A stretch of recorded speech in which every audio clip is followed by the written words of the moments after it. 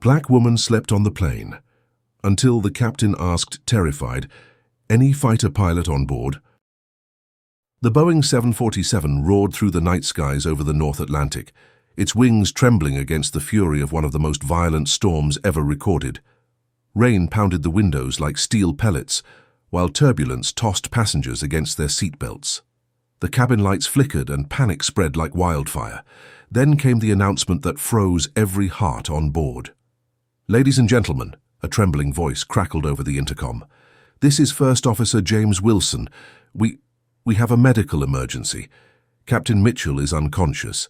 I need immediate assistance, preferably anyone with combat aviation experience."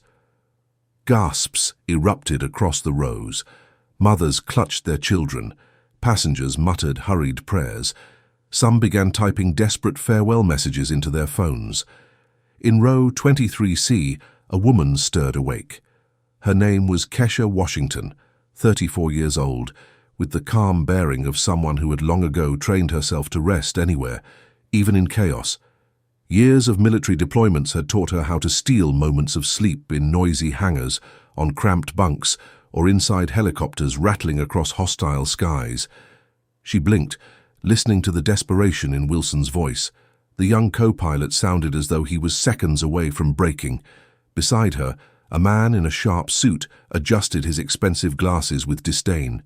Richard Blackwood, a wealthy businessman seated with his wife in first class, muttered loudly, as if anyone qualified would be back here in economy.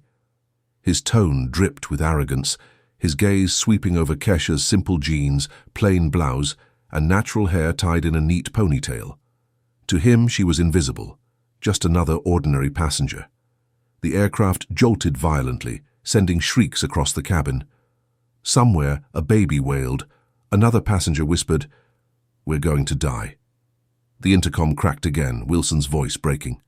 "Please, anyone with military aviation training, identify yourself now.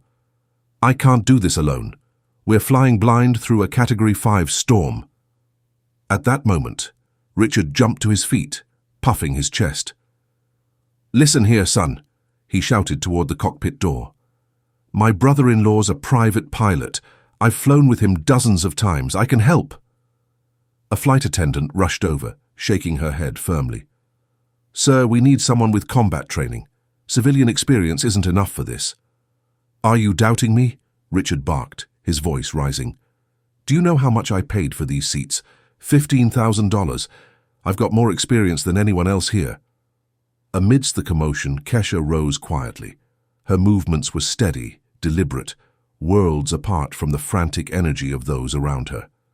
As she made her way down the aisle, skeptical eyes followed her. "Excuse me," she said calmly to the attendant. "Colonel Kesha Washington, United States Air Force, over 500 hours in F-22 Raptors, specialist in extreme weather navigation." The cabin fell into stunned silence. Richard's jaw dropped, his arrogance cracking for the first time. And in that silence, the storm outside seemed almost to pause, because for the first time, hope had entered the cabin. Passengers stared in disbelief as Kesha stood poised in the aisle. Her calm presence was so at odds with the chaos around her that even the storm's fury seemed to hush for a brief moment. Richard Blackwood, however, wasn't ready to let go of his arrogance. He gave a bitter laugh, shaking his head. "You've got to be kidding me. Her, a pilot?" His voice carried enough for everyone to hear. "She doesn't even look the part." But Kesha didn't flinch. She held herself with the quiet authority of someone who had faced skepticism before and beaten it. The cockpit door cracked open, and First Officer James Wilson appeared. His face was pale, his hands trembling. "Please," he begged, scanning the passengers. "Captain Mitchell is seizing. I can't hold this alone. If anyone truly has military training, we need you now." Richard stepped forward again. "I've flown private jets all over Europe," he boasted. 200 hours of experience?" But before he could finish, Kesha's voice cut through the tension, calm and razor-sharp. "Mr. Wilson, I need your altitude, speed, and current crosswind data." James blinked, startled by the directness of her tone. We're at 38,000 feet, speed 450 knots, crosswinds 120 kilometers per hour," gusts up to 160. Richard sneered. Impressive. She memorized some numbers off Wikipedia. That doesn't make her a pilot. Kesha ignored him. She straightened her shoulders, her voice steady and clear. Emergency procedure for loss of pressurization at cruising altitude, oxygen masks, immediate descent to 10,000 feet, angle not exceeding 15 degrees to avoid structural stress. Transmit squawk code 7700. Continue communications with ATC. She went on for 2 full minutes, listing procedures with the fluidity of muscle memory. Her precision silenced the cabin. Even James's eyes widened as he recognized the unmistakable voice of authority. The silence was broken only by the roar of the storm battering the fuselage. James's shoulders sagged in relief.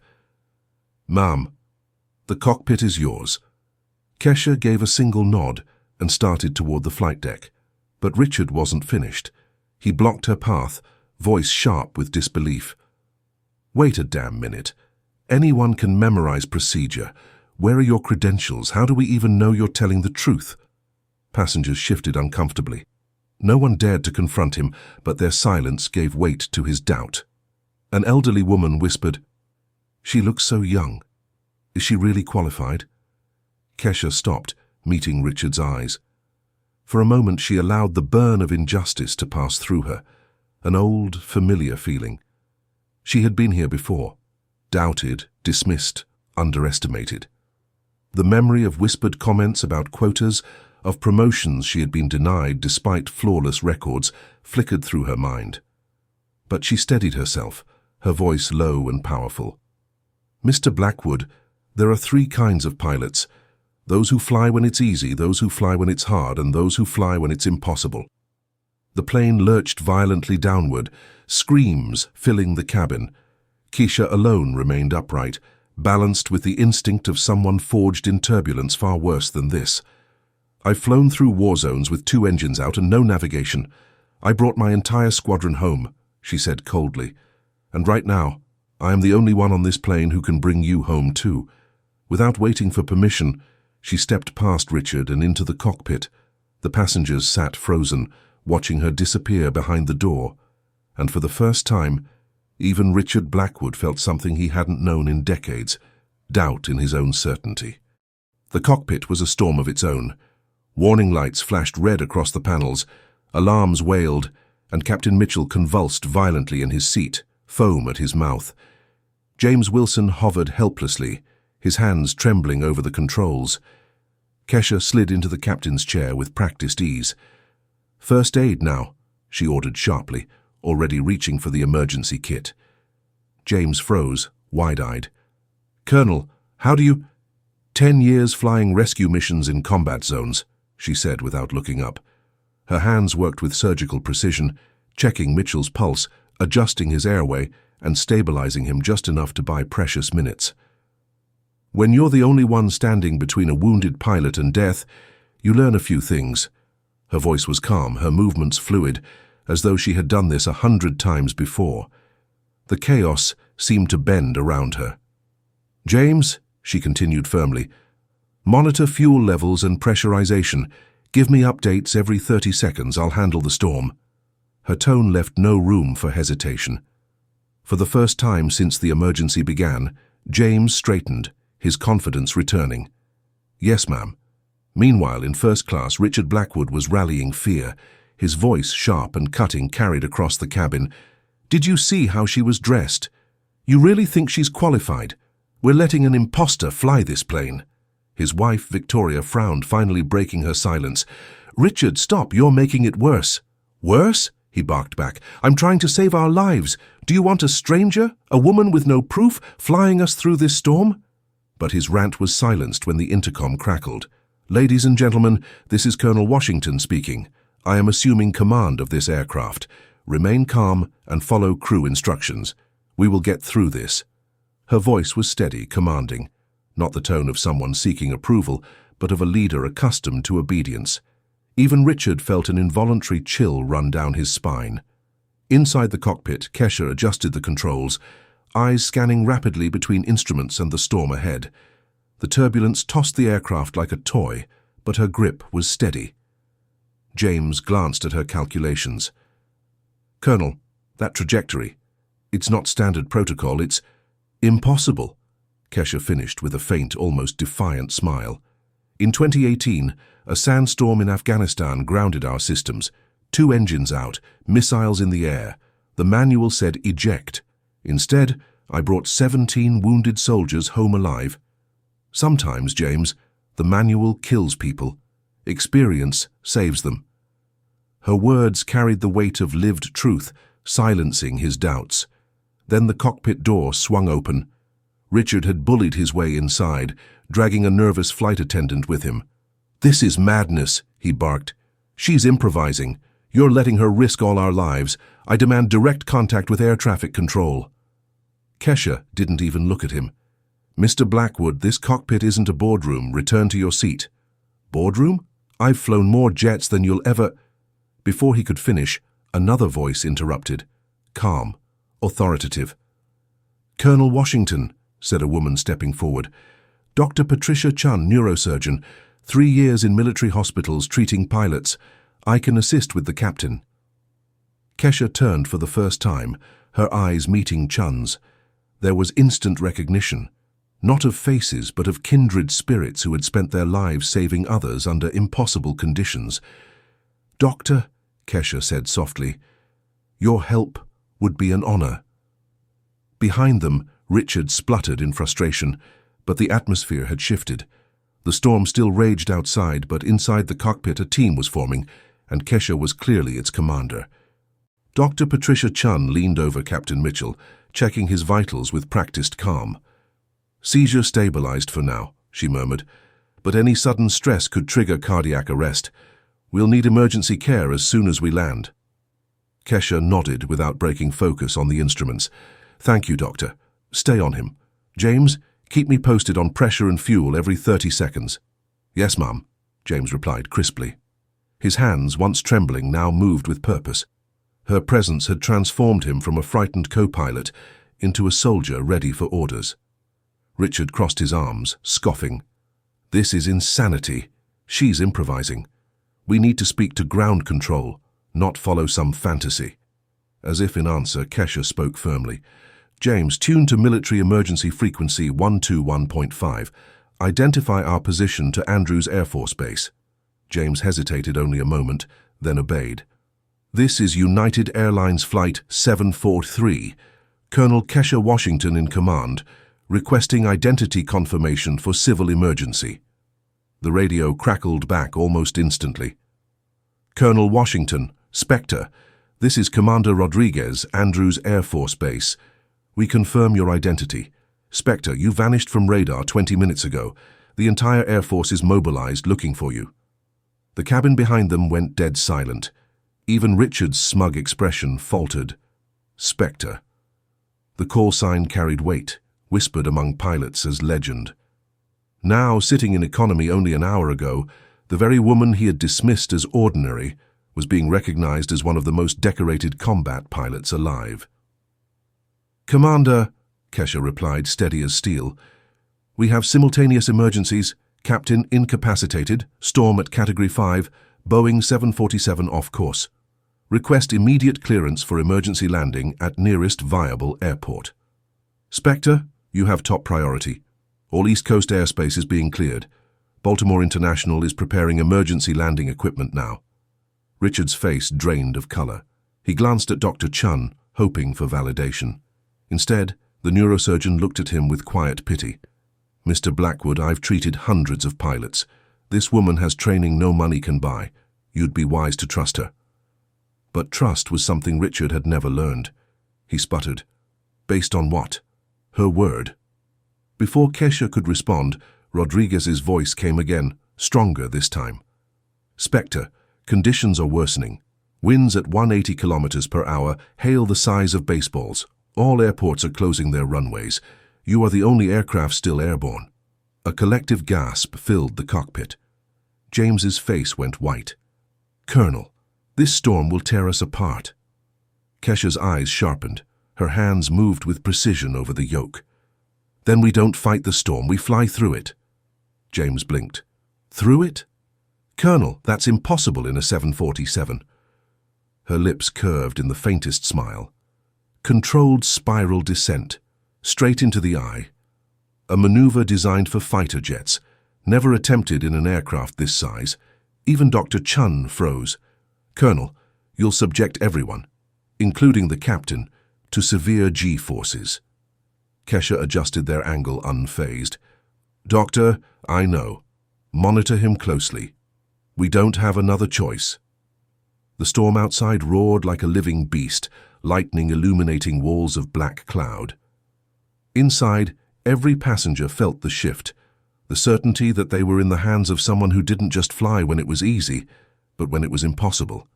And for the first time, Richard Blackwood felt the sharp sting of realization. He had been disastrously, humiliatingly wrong. The Boeing 747 groaned under the strain as Kesha guided it into a steep descent. The storm hammered the fuselage, lightning flashing so close it lit the cockpit like midday. Every few seconds, passengers screamed as turbulence jolted them against their restraints. James stared at the instruments, sweat dripping down his temple. "Colonel, vertical speed is 4,000 feet per minute. No commercial aircraft is designed for this." "Neither were we designed to fly into enemy fire," Kesha replied, hands steady on the yoke. "But we survived that too." Her voice was unshakable, a steel thread anchoring the fragile calm. The radio crackled again, this time with a voice carrying unmistakable authority. "Spectre, this is General Patricia Hayes, Pentagon Air Operations Command. We confirm your mission history, Operation Tempest Shield, 2019. You guided 2 crippled aircraft through a sandstorm with only radio communication. Is that correct?" "Affirmative," Kesha answered, eyes locked on the storm. "Different variables, same principle. Atmospheric pattern recognition in 3 dimensions." James's jaw dropped. 17 aircraft. You guided 17 aircraft home without even touching their controls." 17, she confirmed simply. "Sometimes saving lives isn't about what you hold. It's about what you see." Richard, standing uselessly near the doorway, felt his stomach drop. The woman he had mocked wasn't just competent. She was a living legend, her name known at the Pentagon itself. His pride shriveled as reality set in. Dr. Chun looked up from monitoring the captain. "Colonel, G-forces are beginning to strain his heart. We'll need paramedics the second we touch down." "Understood," Kesha said. "James, take communications. My hands stay here." "Yes, ma'am," he said, his voice no longer trembling. The descent continued, spiraling into the eye of the storm. From the passenger windows, the walls of cloud glowed with veins of lightning, creating a terrifying tunnel of fire and ice. Yet, somehow, the aircraft held steady, guided with impossible precision. "Spectre," Rodriguez's voice returned, breathless. "Radar confirms your trajectory. I don't know how you're holding that aircraft together, but it's working. Dover Air Force Base is clearing its main runway for you. Full emergency foam and medical units are in position." "Copy," Kesha replied. "Final descent in 15 minutes." In the cabin, passengers clung to each other, some praying, some weeping. Yet, amidst the terror, a shift was taking place. The same people who had doubted Kesha now listened to her every word over the intercom, drawing strength from her unwavering tone. Even Richard could not escape the truth. His voice cracked as he finally spoke. "Colonel Washington, I need to apologize. I was wrong about you." Kesha didn't look at him. Her focus never wavered from the storm. "Mr. Blackwood, your apology can wait. Right now, I'm busy keeping you alive." The aircraft plunged lower, turbulence rattling the cabin like dice in a cup. Lightning exploded around them, but inside the cockpit, Kesha's grip was unflinching. "James," she said, her voice quiet but resolute, "when we land, you'll understand why they call me Spectre." And with that, she guided the massive jet toward Dover's runway, carrying 312 souls and her own unshakable resolve, through the eye of a storm no pilot had ever dared to face before. The runway at Dover Air Force Base gleamed with emergency foam as fire trucks and ambulances lined the strip, their sirens wailing in anticipation. Spotlights cut through sheets of rain, guiding the crippled jet toward safety. Inside the cockpit, Kesha's eyes narrowed in focus. "James, flaps at 30, reduced to 160 knots. Keep her steady." "Yes, ma'am." His voice was strong now, transformed by her example. The 747 descended through the final layer of cloud, landing gear groaning into position. Passengers held their breath as the runway came into sight, streaked with flashing lights. Then, with a shuddering impact, the massive aircraft touched down. Tires screeched, smoke rose, and the plane barreled down the foam-covered strip before finally grinding to a halt. Silence hung for a heartbeat. Then cheers, sobs, and applause erupted through the cabin. 312 lives had been delivered from the jaws of death. Kesha unbuckled slowly, the adrenaline still coursing through her veins. "Dr. Chun, Captain Mitchell's your priority. James, oversee the shutdown sequence. I'll coordinate with ground." Her orders were crisp, efficient. It was the language of survival. Outside medics swarmed aboard, whisking Mitchell to an ambulance, while passengers were escorted to safety. Cameras flashed as military officials arrived. To the world, this was no ordinary emergency landing. It was a miracle. 6 months later, the Pentagon hosted a ceremony that would echo through history. Kesha Washington stood in dress uniform, the youngest black woman ever promoted to Brigadier General. The Secretary of Defense himself pinned the stars on her shoulder. "General Washington did not just save 312 lives that night," he declared. "She redefined competence, courage, and what leadership truly means." Her storm navigation technique was added to flight training manuals worldwide. Universities established scholarships in her name. Her memoir, Flying Through the Storms, became a bestseller, inspiring countless young aviators. For James Wilson, the co-pilot who had nearly frozen under pressure, the event was life-changing. He rose swiftly through the ranks, often crediting Kesha as his mentor and savior. Dr. Patricia Chun co-authored medical papers with Kesha, their bond forged in crisis. And Richard Blackwood? His story unraveled. A video of his arrogant comments during the flight leaked online, spreading to millions within days. His investment firm collapsed as clients abandoned him. Within months, he declared bankruptcy. His wife, Victoria, divorced him, taking their children. His daughter once asked, "Daddy, why do people hate seeing your name online?" A question that cut deeper than any financial loss. Years later, Richard spotted Kesha in an airport. She wore her general's uniform, flanked by aides, radiating authority. He approached hesitantly, his pride long since broken. "General Washington," he said softly, I want to apologize properly. I was wrong." Kesha studied him, her expression unreadable. Then she said, "Mr. Blackwood, you gave me the greatest gift that day. You reminded me why I do what I do. Your doubt fueled my resolve." He swallowed hard. "I lost everything because of my prejudice." "No," she corrected gently. "You learned you never had anything real to lose. Privilege isn't achievement. Respect isn't inherited. And competence is proven." With that, she walked away, her legacy towering above the wreckage of his arrogance. Her revenge was not his ruin, it was her brilliance. And as her words echoed in the minds of all who heard her story, a truth remained undeniable. Greatness doesn't ask permission to shine. If you enjoyed this story, don't forget to give it a thumbs up and hit that subscribe button for more emotional, dramatic, and unexpected tales. And let us know in the comments where in the world are you watching from. We love hearing from all of you. Until next time, stay kind, stay curious, and keep watching.